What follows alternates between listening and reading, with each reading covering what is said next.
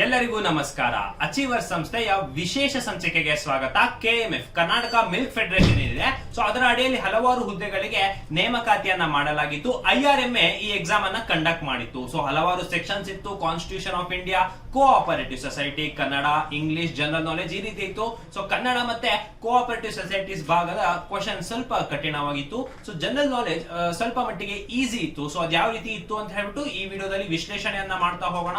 So ಮೊದಲನೇ ಪ್ರಶ್ನೆ ನೋಡೋಣ. ಮೊದಲನೇ ಪ್ರಶ್ನೆ, ಕವಿರಾಜ ಮಾರ್ಗ of the king Nrupatunga of dash century is believed to be the earliest literary work in Kannada. ಅಂದ್ರೆ ಈ ಕವಿರಾಜ ಮಾರ್ಗ ಏನಿದೆ, ಸೊ ಈ ಸಾಹಿತ್ಯ ಕೃತಿ ರಾಜ ನೃಪತುಂಗಂದು ಅಂತ ಭಾವಿಸಲಾಗಿದೆ. ಸೊ ಅದು ಯಾವ ಶತಮಾನದ್ದು ಅಂತ ಕೇಳ್ತಿದ್ದಾರೆ. ನೋಡಿ, ಇಲ್ಲಿ ಕ್ವಶನ್ ಅನ್ನ ನೀವು ಅರ್ಥ ಮಾಡ್ಕೋಬೇಕಾದ್ರೆ ಇಲ್ಲಿ ಅದು ಮೊದಲನೇ ಕೃತಿ ಆತರ ಏನು ವಿವಾದ ಮಾಡ್ತಾ ಇಲ್ಲ. ಇಲ್ಲಿ ಯಾವ ಶತಮಾನದ್ದು ಅಂತ ಹೇಳ್ಬಿಟ್ಟು ಪ್ರಶ್ನೆಯನ್ನ ಮಾಡಲಾಗ್ತಾ ಇದೆ. ಸೊ ನೋಡಿ, ಕವಿರಾಜ ಮಾರ್ಗ ಬಗ್ಗೆ ಹೇಳೋದಾದ್ರೆ ಅದರಲ್ಲಿ 3 ಪರಿಚ್ಛೇದ ಇದೆ, ಅಂದ್ರೆ 3 ಸೆಕ್ಷನ್ಸ್ ಇದೆ.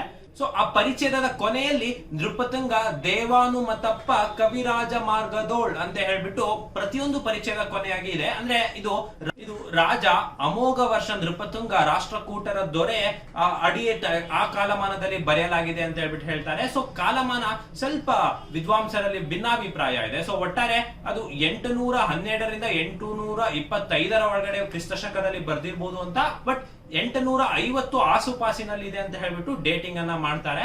ಸೊ ಹಾಗಾದ್ರೆ 850 ಅಂತ ಹೇಳಿದ್ರೆ ನಮ್ಗೆ 9ನೇ ಶತಮಾನ ಬರುತ್ತೆ. ಸೊ ಇದಕ್ಕೆ ಸರಿಯಾದ ಉತ್ತರ ಬಂದು ಆಪ್ಷನ್ ಡಿ, 9ನೇ ಶತಮಾನ ಆಗಿರುತ್ತೆ. ಸೊ ಇದ್ರ ಬಗ್ಗೆ ನಿಮ್ಗೆ ಮಾಹಿತಿ ಸಿಕ್ತು ಅಂತ ಹೇಳ್ತಾ ಮುಂದಿನ ಪ್ರಶ್ನೆಯನ್ನ ನೋಡೋಣ.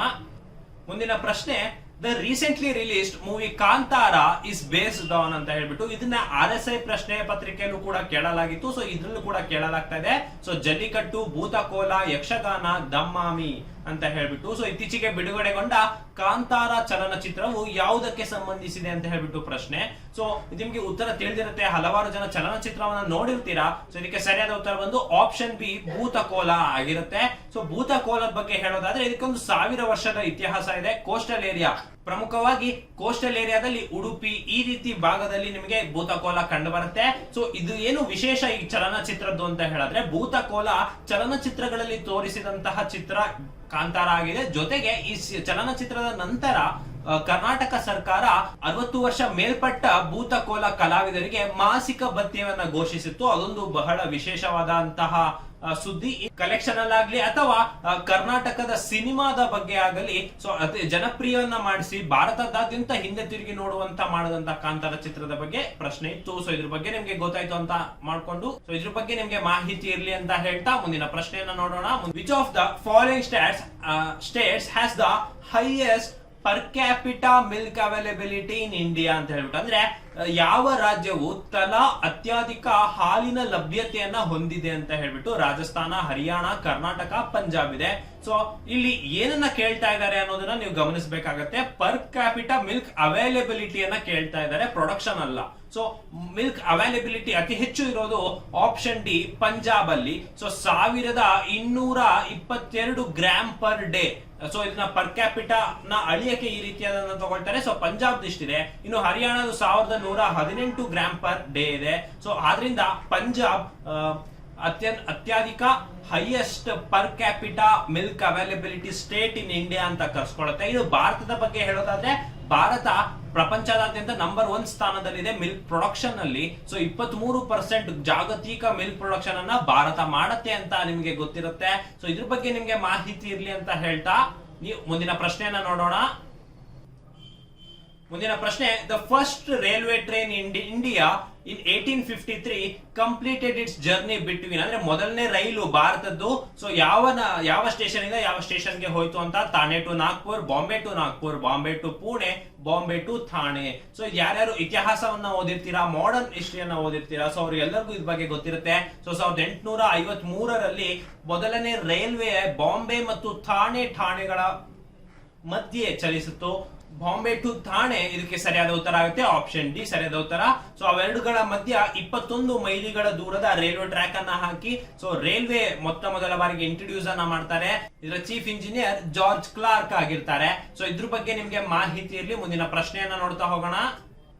who won the Player of the Tournament award in the men's T20 World Cup held in November 2022 in Australia. ನೋಡಿ, ಇದು ಪ್ರಚಲಿತ ಘಟನೆಗೆ ಸಂಬಂಧಪಟ್ಟಂತಹ ಪ್ರಶ್ನೆ.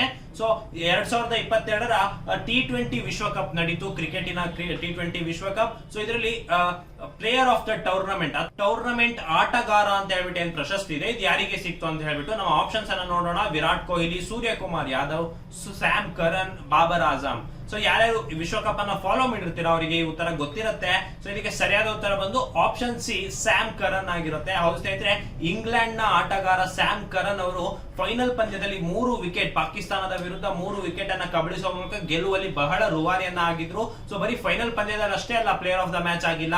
ಸೊ ಇಡೀ ಟೂರ್ನಮೆಂಟ್ ಅಲ್ಲಿ ಉತ್ತಮವಾದಂತಹ ಪ್ರದರ್ಶನವನ್ನ ನೀಡಿ Sam Curran player of the tournament ಅಂತ ಹೇಳ್ಬಿಟ್ಟು ಕರ್ಸ್ಕೊಳ್ತಾರೆ. ಸೊ ಒಟ್ಟಾರೆಯಾಗಿ 13 ವಿಕೆಟ್ ಅನ್ನ ತಗೊಂಡಿದ್ರು, 6.52 ಎಕಾನಮಿಯಲ್ಲಿ. ಸೊ ಬೆಸ್ಟ್ ಎಕಾನಮಿಯಲ್ಲಿ ಸೊ ಇಷ್ಟೊಂದು ವಿಕೆಟ್ ಅನ್ನ ಕಬಳಿಸಿ player of the tournament award ಅನ್ನ ಗೆದ್ಕೊಂಡಿದ್ದಾರೆ. ಸೊ ಇದ್ರ ಬಗ್ಗೆ ನಿಮ್ಗೆ ಮಾಹಿತಿ ಇರ್ಲಿ ಅಂತ ಹೇಳ್ತಾ ಮುಂದಿನ ಪ್ರಶ್ನೆಯನ್ನ ನೋಡ್ತಾ ಹೋಗೋಣ. ಸೊ ಇದು ನೇರವಾದ ಪ್ರಶ್ನೆ ಇದೆ. The first Anglo Mysore war began in the year, ಅಂದ್ರೆ ಮೊಟ್ಟ ಮೊದಲ ಆಂಗ್ಲೋ ಮೈಸೂರು ಯುದ್ಧ ಯಾವಾಗ ಜರುಗಿತು ಅಂತ ಹೇಳ್ಬಿಟ್ಟು ಪ್ರಶ್ನೆ. 1765, 66, 67, 68. ಹಲವಾರು ಜನಕ್ಕೆ ಈ ಇಯರ್ ಗಳನ್ನ ನೆನ್ಪಿಟ್ಕೊಳ್ಳಕ್ಕೆ ಕಠಿಣ ಆಗ್ತಾ ಇರತ್ತೆ. ಸೊ ಇದರಲ್ಲಿ ನೆನ್ಪಿಟ್ಕೊಳ್ಬೇಕನ್ನೋದೇನಂತ ಇಲ್ಲ. ಸೊ ನೀವು ಕ್ರೊನಾಲಜಿಕಲಿ ನೀವು ಬರ್ಕೊಂತ ಹೋದ್ರಿ ಅಂದ್ರೆ ನಿಮಗೆ ಇದು ಯುದ್ಧದಲ್ಲಿ ನೆನಪಿರುತ್ತೆ. ಸೊ ನಿಮ್ಗೆ ಈಗ ಭಾರತವನ್ನ ನೀವು ನೋಡ್ತಾ ಹೋದ್ರಿ ಅಂದ್ರೆ, ನೀವು ಇಂಗ್ಲೆಂಡ್ ನ ಫಾಲೋ ಮಾಡ್ತಾ ಹೋದ್ರಿ ಅಂದ್ರೆ, ಸೊ ಮೊಟ್ಟ ಮೊದಲ ಬಾರಿಗೆ ನಿಮ್ಗೆ ಕರ್ನಾಟಿಕ್ ವಾರ್ಸ್ ಆಗತ್ತೆ. ಸೊ ಕರ್ನಾಟಿಕ್ ವಾರ್ಸ್ ನ ಟೈಮ್ ಅಲ್ಲಿ ನಿಮಗೆ ಬ್ಯಾಟಲ್ ಆಫ್ ಪ್ಲಾಸಿ ಮತ್ತೆ ಬ್ಯಾಟಲ್ ಆಫ್ ಬಕ್ಸಾರ್, 1764 ಗೆ ಬ್ಯಾಟಲ್ ಆಫ್ ಬಕ್ಸಾರ್ ಆಗುತ್ತೆ. ಸೊ ಅಲ್ಲಿಗೆ ಕಲ್ಕತ್ತಾ ಪ್ರೆಸಿಡೆನ್ಸಿ ಇರ್ಬೋದು, ಮಡ್ರಾಸ್ ಪ್ರೆಸಿಡೆನ್ಸಿ ಇರ್ಬೋದು, ಬಾಂಬೆ ಪ್ರೆಸಿಡೆನ್ಸಿ ಇರ್ಬೋದು, ಇವು 3 ಸಿಕ್ಕಿರುತ್ತೆ. ಸೊ ಇನ್ನು ಯಾವ ಯಾವ ರಾಜ್ಯಗಳು ಆ ಟೈಮ್ ಅಲ್ಲಿ ಇರುತ್ತೆ ಅಂದ್ರೆ, ಒಂದು ನಮ್ಮ ಮೈಸೂರು ಸುಲ್ತಾನೇಟ್, ಕೊನೆಗೆ ಒಂದು ನಮ್ಮ ಮೈಸೂರು ಒಡೆಯರ್ಸ್, ಇನ್ನೊಂದು ನಿಜಾಮ್ ಆಫ್ ಹೈದರಾಬಾದ್ ಇರ್ತಾರೆ, ಮರಾಠ ಪೇಶ್ವಾ ಟೆರಿಟರಿ ಇರುತ್ತೆ. ಸೊ ಈ ಎಲ್ಲಗಳ ಮಧ್ಯ ಕಲ್ಕತ್ತಾ ಹಾಗೂ ಮಡ್ರಾಸ್ ಪ್ರೆಸಿಡೆನ್ಸಿ ಮಧ್ಯ ನಿಜಾಮ್ ಆಫ್ ಹೈದರಾಬಾದ್ ಇರ್ತಾರೆ. ಸೊ ಬ್ರಿಟಿಷರಿಗೆ ಸೊ ಇದರ ಮೇಲೆ ದಕ್ಷಿಣ ಭಾರತದಲ್ಲಿ ಯಾವ್ದಾದ್ರು ಒಂದು ದೊಡ್ಡ ಕ್ಯಾಪಿಟಲ್ ಏರಿಯಾವನ್ನ ಕ್ಯಾಪ್ಚರ್ ಮಾಡ್ಬೇಕನ್ನೋದು ಇರುತ್ತೆ. ಸೊ ಅಂತ ಟೈಮಲ್ಲಿ ಕಾನ್ಫೆಡರೇಷನ್ಸ್ ನ ಮಾಡ್ಕೊಂಡು ನಿಜಾಮ್ ನ ಜೊತೆಗೆ ಸೊ ಮೈಸೂರಿನ ಮೇಲೆ ಯುದ್ಧವನ್ನ ಸಾರ್ತಾರೆ. ಸೊ ಅದೇ ಮೊಟ್ಟ ಮೊದಲ ಆಂಗ್ಲೋ ಮೈಸೂರು ಯುದ್ಧ. ಸೊ ಇದಕ್ಕೆ ಹಲವಾರು ಕಾರಣಗಳು, ಪರಿಣಾಮಗಳು ಇದೆ. ಸೊ ಹೈದರಾಲಿ ಮೈಸೂರಿನ ಪರವಾಗಿ ಮತ್ತೆ ಬ್ರಿಟಿಷರಿಂದ ಆಂಗ್ಲೋ ಮೈಸೂರು ಯುದ್ಧ ಆಗತ್ತೆ. ಇದು ಶುರು ಆಗೋದು 1767ರಲ್ಲಿ, ಸೊ ಮುಗಿಯೋದು 1769ರಲ್ಲಿ ಟ್ರೀಟಿ ಆಫ್ ಮಡ್ರಾಸ್ ಮುಖಾಂತರ ಮುಗಿಯುತ್ತೆ. ಸೊ ಆಂಗ್ಲೋ ಮೈಸೂರು ಯುದ್ಧ ನೀವೆಲ್ಲ ಓದಿರ್ತೀರಾ. ಸೊ ಇದು ಬಹಳ ಸುಲಭವಾಗಿತ್ತು, ಆದ್ರೆ ಇಯರ್ ಕನ್ಫ್ಯೂಸ್ ಆಗುವಂತ ಚಾನ್ಸಸ್ ಇರುತ್ತೆ. ಸೊ ಅದಕ್ಕೆ ನೀವೇನ್ ಮಾಡ್ಬೇಕಂತಂದ್ರೆ, ನೀವು ಕ್ರೊನಾಲಜಿಕಲಿ ಕಾಲಾನುಕ್ರಮವಾಗಿ ನೀವು ಅದನ್ನ ಓದ್ಕೊಂತ ಬಂತು ಅಂದ್ರೆ ನೀವು ಸೂಕ್ತವಾಗಿ ಅದನ್ನ ನೆನ್ಪಿಟ್ಕೊಳ್ಬಹುದಾಗಿರುತ್ತೆ. ಇನ್ನು ಮುಂದಿನ ಪ್ರಶ್ನೆಯನ್ನ ಹೋಗೋಣ. ಮುಂದಿನ ಪ್ರಶ್ನೆ, which article of the Indian constitution with regional problems and demands in the certain states like Nagaland, Sikkim and Karnataka. So Nagaland, Sikkim, ಕರ್ನಾಟಕಗಳಂತಹ ಕೆಲವು ರಾಜ್ಯಗಳಲ್ಲಿ ಪ್ರಾದೇಶಿಕ ಸಮಸ್ಯೆ ಮತ್ತು ಬೇಡಿಕೆಗಳೊಂದಿಗೆ ವ್ಯವಹರಿಸಲು ಭಾರತೀಯ ಸಂವಿಧಾನದ ಅನುಚ್ಛೇದ ಅಂದ್ರೆ ಆರ್ಟಿಕಲ್ ಯಾವುದು ಅಂತ ಪ್ರಶ್ನೆ ಇದೆ. ಸೊ ಈ ಪ್ರಶ್ನೆಯಲ್ಲಿ ಸ್ವಲ್ಪ ಗೊಂದಲ ಇದೆ. ಅಂದ್ರೆ ಈ ಎಲ್ಲಾ ರಾಜ್ಯಗಳ ಬೇಡಿಕೆ ಮತ್ತು ಅದರ ವ್ಯವಹಾರಗಳನ್ನು ನಿರ್ವಹಿಸಲು ಆರ್ಟಿಕಲ್ ಯಾವುದು ಅಂತ ಹೇಳಿದ್ರೆ ಅದು 371 ಆಗಿದೆ. ಸೊ ಆ 371 ನಲ್ಲೇ ಹಲವಾರು 371 ಇಂದ ಎ ಇಂದ 371 ಜೆ ತನಕ ಇವೆಲ್ಲವೂ ಕೂಡ ಈ ರಾಜ್ಯಗಳ ರೀಜನಲ್ ಪ್ರಾಬ್ಲಮ್ಸ್ ಮತ್ತೆ ಅದರ ಬೇಡಿಕೆಗಳನ್ನ ವ್ಯವಹರಿಸುವಂತಹ ಒಂದು ಸಂವಿಧಾನದ ಸ್ಥಾನ ಇದಾಗಿದೆ ಆರ್ಟಿಕಲ್ 371. ಸೊ ಇದರಲ್ಲಿ ಪ್ರಮುಖವಾಗಿ ಈಗ ಕರ್ನಾಟಕ ಅಂತ ಹೇಳ್ಬಿಟ್ಟು ಕೇಳ್ತಿರೋದ್ರಿಂದ ಸೊ ಇದರಲ್ಲಿ 2 ಆಪ್ಷನ್ ಸರಿ ಆಗತ್ತೆ. ಉದಾಹರಣೆಗೆ ಯಾಕಂದ್ರೆ ನಾಗಾಲ್ಯಾಂಡ್ ಇಂದು ಬಂದು 371 ಎ ಆಗತ್ತೆ, ಸಿಕ್ಕಿಂ ಇಂದು ಬಂದು 371 ಎಫ್ ಆಗತ್ತೆ, ಕರ್ನಾಟಕದ ಬಂದು ಹೈದರಾಬಾದ್ ಕರ್ನಾಟಕ ಅಂತ ಹೇಳ್ಬಿಟ್ಟು ಸ್ಪೆಷಲ್ ಪ್ರಾವಿಷನ್ ಅನ್ನ 371 ಜೆ ಅಲ್ಲಿ ನೀಡಲಾಗತ್ತೆ. ಸೊ ಹಾಗಾಗಿ ಇಲ್ಲಿ ನೀಡಿರುವಂತಹ ಆಪ್ಷನ್ಸ್ ನಲ್ಲಿ ಕರ್ನಾಟಕಕ್ಕೆ ಸಂಬಂಧಪಟ್ಟಂಗೆ ಸೊ ಯಾವುದು ಅಂತ ಹೇಳ್ಬಿಟ್ಟು ಅಂದ್ರೆ ಆಪ್ಷನ್ ಡಿ 371 ಜೆ ಆಗಿರುತ್ತೆ. ಸೊ KMF ನಲ್ಲಿ ಬಿಟ್ಟಿರುವಂತಹ ಅಧಿಕೃತ ಕೀ ಆನ್ಸರ್ ನಲ್ಲಿ ಕೂಡ ಇದೇ ಆನ್ಸರ್ ಅನ್ನ ನೀಡಲಾಗಿದೆ. ಸೊ ಹಾಗಾಗಿ ಇದನ್ನೇ ಫಾಲೋ ಆಗುತ್ತೆ. ಸೊ ಆದ್ರೆ ನಾಗಾಲ್ಯಾಂಡ್, ಸಿಕ್ಕಿಂ ಮತ್ತೆ ಕರ್ನಾಟಕ ಈ ಎಲ್ಲ ರಾಜ್ಯಗಳು ಮತ್ತೆ ಇನ್ನು ಮಹಾರಾಷ್ಟ್ರ, ಗುಜರಾತ್ ಈ ಎಲ್ಲ ರಾಜ್ಯಗಳಿಗೂ ಸ್ಪೆಷಲ್ ಪ್ರಾವಿಷನ್ ಅನ್ನ ಆರ್ಟಿಕಲ್ 371 ನಲ್ಲಿ ನೀಡಲಾಗುತ್ತೆ, 371 ಎ ಇಂದ 371 ಜೆ ವರೆಗೂ. ಸೊ ಇದಕ್ಕೆ ನಿಮ್ಗೆ ಉತ್ತರ ತಿಳಿದಿರ್ಲಿ ಅಂತ ಹೇಳ್ತಾ, ಏನು ಗೊಂದಲ ಬೇಡ ಅಂತ ಹೇಳ್ತಾ ಮುಂದಿನ ಪ್ರಶ್ನೆಯನ್ನ ನೋಡೋಣ.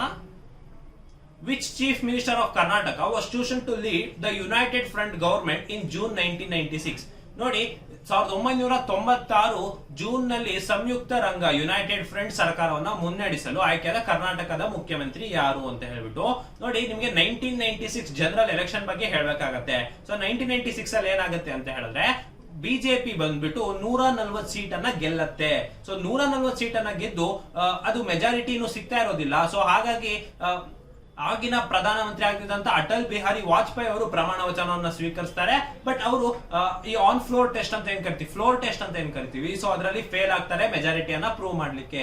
ಸೊ ಆಗ ಏನಾಗುತ್ತೆ, ಸೊ ಹಲವಾರು ಒಟ್ಟಾರೆ ಒಂದು 13 ಪೊಲಿಟಿಕಲ್ ಪಾರ್ಟಿಗಳನ್ನ ಸೇರ್ಕೊಂಡ್ಬಿಟ್ಟು ಒಂದು ಕೊಯಿಲೇಷನ್ ಗವರ್ಮೆಂಟ್ ಅನ್ನ ಫಾರ್ಮ್ ಮಾಡ್ತಾರೆ. ಸೊ ಅದರಲ್ಲಿ ಪ್ರಮುಖವಾಗಿ Indian national Congress, Janata Dal, CPI ಈ ರೀತಿ ಹಲವಾರು ಪ್ರಮುಖ ಪೊಲಿಟಿಕಲ್ ಪಾರ್ಟೀಸ್ ಇರುತ್ತೆ. ಸೊ ಅದರಲ್ಲಿ ಜನತಾದಳ್ನ ಜಾಸ್ತಿ ಸಪೋರ್ಟ್ ಇರೋದ್ರಿಂದ ಸೊ ಜನತಾದಳ್ನ ಹೆಡ್ ಆಗಿದ್ದಂತಹ ಆಗಿನ ಮುಖ್ಯಮಂತ್ರಿ ಆಗಿದ್ದಂತಹ HD ದೇವೇಗೌಡ ಅವರಿಗೆ ಸೊ ಕೊಯಿಲೇಷನ್ ಪಾರ್ಟಿ ಆದಂತಹ ಯುನೈಟೆಡ್ ಫ್ರಂಟ್ ಗೆ ಹೆಡ್ ಅನ್ನ ಮಾಡ್ಲಿಕ್ಕೆ ಕೊಡ್ತಾರೆ ಮತ್ತು ಅವ್ರನ್ನ ಪ್ರಧಾನಮಂತ್ರಿಯಾಗಿ ಕೂಡ ಪ್ರಮಾಣ ವಚನ ಸ್ವೀಕಾರ ಮಾಡ್ತಾರೆ. ಸೊ HD ದೇವೇಗೌಡ ಕರ್ನಾಟಕದ CM ಆಗಿದ್ರು ಆಗ.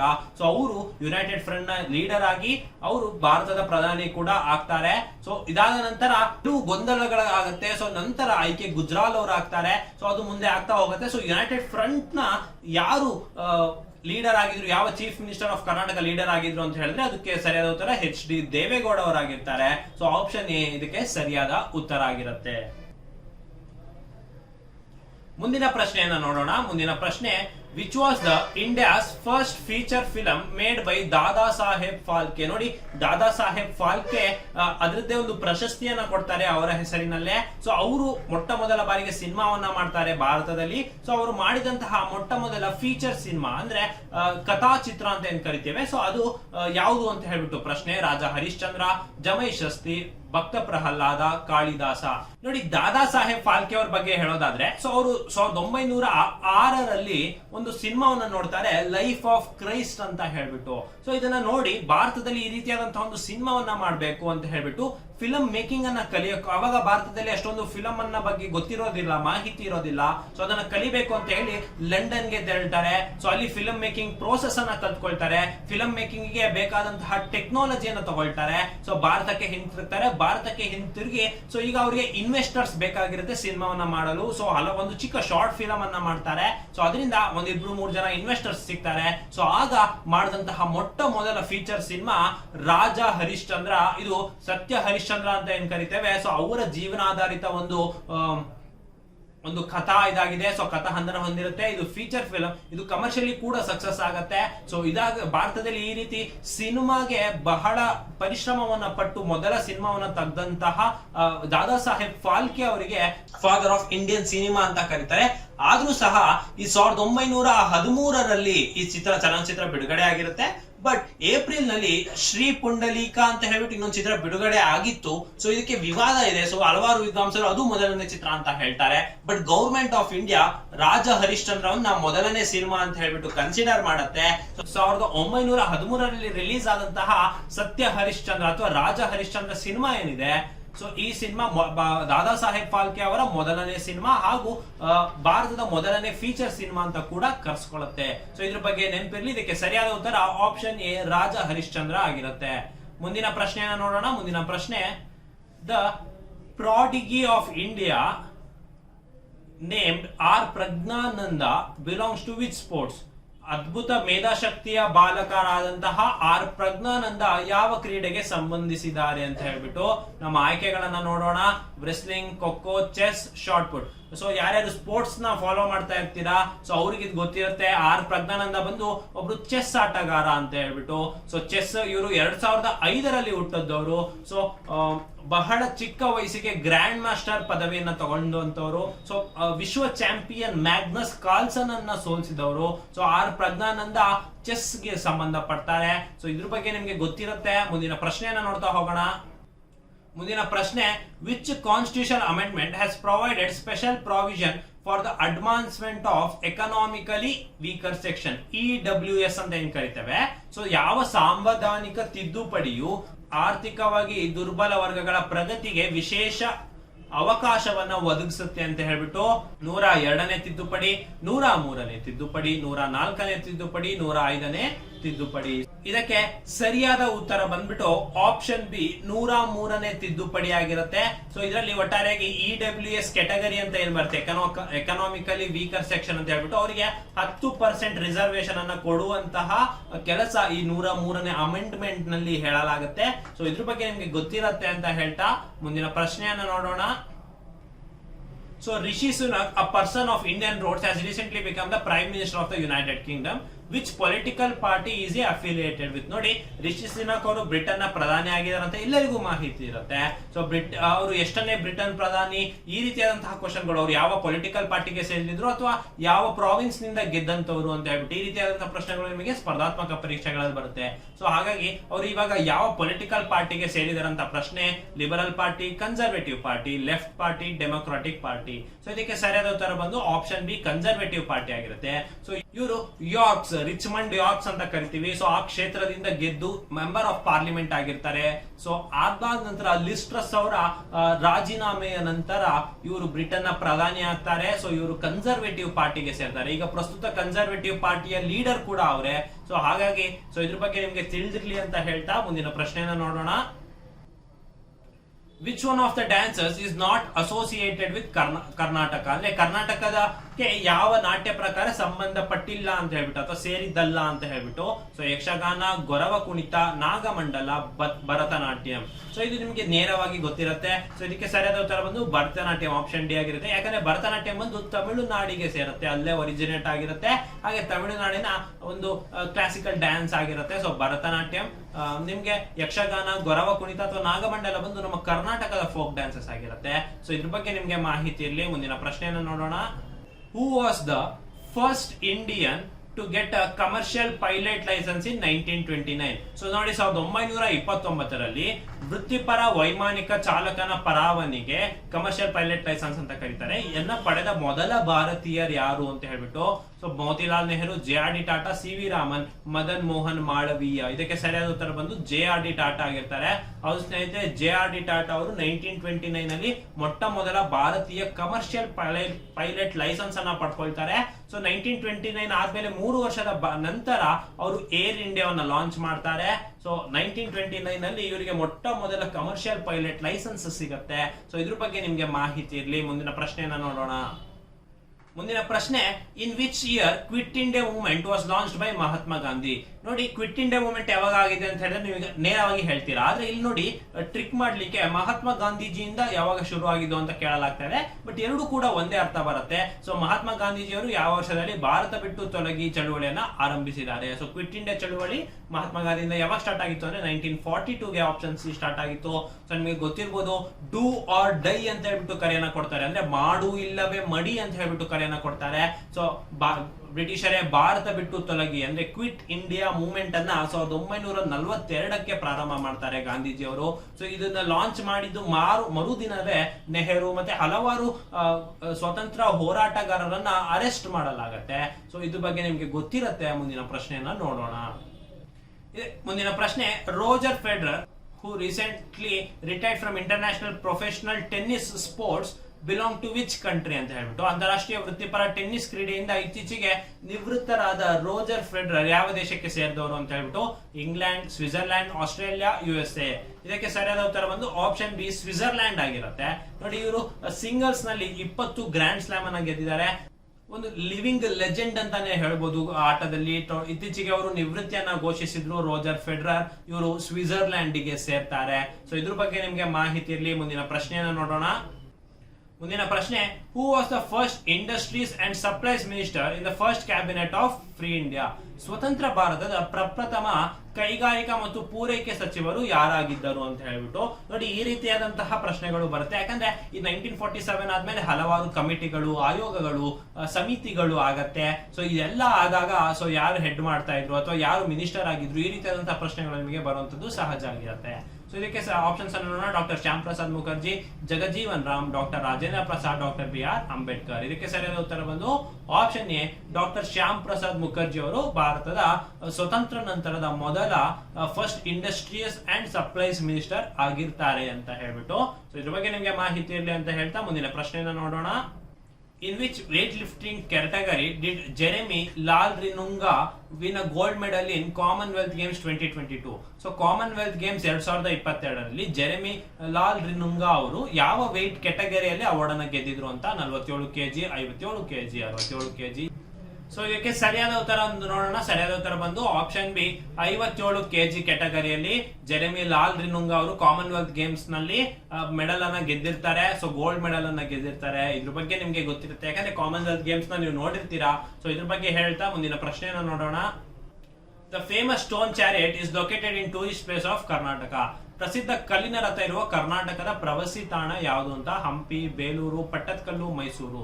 ನೋಡಿ, ಹಂಪಿ ಇದೆಲ್ಲರಿಗೂ ಗೊತ್ತಿರುತ್ತೆ. ಸೊ ಈ ಸ್ಟೋನ್ ಚಾರಿಯಟ್ ಬಗ್ಗೆ ಹೇಳೋದು ನಿಮಗೆ 50 ರೂಪಾಯಿ ನೋಟ್ ಅಲ್ಲಿ ಕೂಡ ಈ ಸ್ಟೋನ್ ಚಾರಿಯಟ್ ಅನ್ನ ಹಾಕಿದ್ದಾರೆ. ಸೊ ಇದೊಂದು ರೂಯಿನ್ಸ್ ಆಫ್ ಹಂಪಿ ಏನಿದೆ, ಸೊ ಇದರಲ್ಲಿ ಕೂಡ ಸ್ಟೋನ್ ಚಾರಿಯಟ್ ಬಹಳ ಉಗ್ರ ನರಸಿಂಹ ಇದೆ, ಸ್ಟೋನ್ ಚಾರಿಯಟ್ ಇದೆ, ಮ್ಯೂಸಿಕಲ್ ಕಾಲಮ್ಸ್ ಇದೆ. ಈ ರೀತಿ ವಿಜಯನಗರ ಸಾಮ್ರಾಜ್ಯಕ್ಕೆ ಸೇರಿದಂತಹ ಹಂಪಿಯಲ್ಲಿ ಇವೆಲ್ಲ ಕೂಡ ಇದೆ. ಸೊ ಈ ಸ್ಟೋನ್ ಚಾರಿಯಟ್ ಮತ್ತು ಉಗ್ರ ನರಸಿಂಹವನ್ನ ಶ್ರೀಕೃಷ್ಣ ದೇವರಾಯ ಅವರು ನಿರ್ಮಿಸಿರ್ತಾರೆ. ಸಂಪೂರ್ಣ ಕಲ್ಲಿನಿಂದ ಮಾಡಿದಂತಹ ರಥ ಬಹಳ ಆಕರ್ಷಣೀಯವಾಗಿದೆ. ಸೊ ಇದು ನೀವು ಒಮ್ಮೆ ಹಂಪಿಗೆ ಹೋದ್ರೆ ಇದನ್ನ ನೋಡಿ ಬರ್ಬೋದು. ಸೊ ಆ ಸ್ಟೋನ್ ಚಾರಿಯಟ್ ಎಲ್ಲಿದೆ ಅಂತ ಹೇಳಿದ್ರೆ ಹಂಪಿಯಲ್ಲಿದೆ. ಇದ್ರ ಬಗ್ಗೆ ನಿಮ್ಗೆ ಮಾಹಿತಿ ಇರಲಿ. ಮುಂದಿನ ಪ್ರಶ್ನೆ ನೋಡೋಣ. Indian women sports star miss Jhulan Goswami belongs to which sports? ಭಾರತೀಯ ಮಹಿಳಾ ಕ್ರೀಡೆ ತಾರೆಯಾಗಿರುವ ಜೂಲನ್ ಗೋಸ್ವಾಮಿ ಅವರು ಯಾವ ಕ್ರೀಡೆಗೆ ಸಂಬಂಧಪಟ್ಟವರು? Wrestling, boxing, chess, cricket. So ನಿಮ್ಗೆ ಎಲ್ಲರಿಗೂ ಗೊತ್ತಿರುತ್ತೆ. ಸೊ ಜೂಲನ್ ಗೋಸ್ವಾಮಿ ಅವರು ಇತ್ತೀಚೆಗೆ ರಿಟೈರ್ಮೆಂಟ್ ಅನ್ನು ಅನೌನ್ಸ್ ಮಾಡಿದ್ರು. ಸೊ ಹಾಗಾಗಿ ಈ ಪ್ರಶ್ನೆ ಬರ್ತಾ ಇದೆ. ಸೊ ಇದೊಮ್ಮೆ ಕರೆಂಟ್ ಅಫೇರ್ಸ್ ತರಾನೇ ಹೇಳ್ಬೋದು. ಸೊ ಜೂಲನ್ ಗೋಸ್ವಾಮಿ ಅವರು ಯಾವ ಕ್ರೀಡೆಗೆ ಸಂಬಂಧಿಸಿದ್ರು ಅಂದ್ರೆ ಕ್ರಿಕೆಟ್ ಗೆ ಸಂಬಂಧಿಸಿರ್ತಾರೆ. ಸೊ ಇವರು ಕ್ರಿಕೆಟ್ ನಲ್ಲಿ ಅತಿ ಹೆಚ್ಚು ವಿಕೆಟ್ ಅನ್ನ ಪಡೆದಿದ್ದಾರೆ. ಸೊ ಜೂಲನ್ ಗೋಸ್ವಾಮಿ ಅವರು ವೇಗದ ಬೌಲರ್, ಭಾರತಕ್ಕೆ ಆಡ್ತಿದ್ರು. ಇತ್ತೀಚೆಗಷ್ಟೇ ಅವರು ನಿವೃತ್ತಿಯನ್ನ ಹೊಂದಿದ್ದಾರೆ. ಸೊ ಇದ್ರ ಬಗ್ಗೆ ನಿಮ್ಗೆ ಮಾಹಿತಿ ಇರಲಿ. ಮುಂದಿನ ಪ್ರಶ್ನೆಯನ್ನು ನೋಡೋಣ. The second administrative reform commission, ARC ಅಂತ ಹೇಳ್ಬಿಟ್ಟು ಏನ್ ಕರಿತೀವಿ, of the government of India was headed by. ಎರಡನೇ ಆಡಳಿತ ಸುಧಾರಣಾ ಆಯೋಗದ ನೇತೃತ್ವವನ್ನು ವಹಿಸಿದವರು ಯಾರು ಅಂತ ಹೇಳ್ಬಿಟ್ಟು Deve Gowda, M Veerappa Moily, HD Kumaraswamy, BS Yediyurappa. So ಇದಕ್ಕೆ ಸರಿಯಾದ ಉತ್ತರ ಬಂದು option B, M Veerappa Moily ಆಗಿರ್ತಾರೆ. ಸೊ ಇವರು ಭಾರತದಲ್ಲಿ ನಡೆದಂತಹ ಎರಡನೇ ಅಡ್ಮಿನಿಸ್ಟ್ರೇಟಿವ್ ರಿಫಾರ್ಮ್ ಕೌನ್ಸಿಲ್ ನ ನೇತೃತ್ವವನ್ನು ವಹಿಸಿಕೊಂಡಿರ್ತಾರೆ.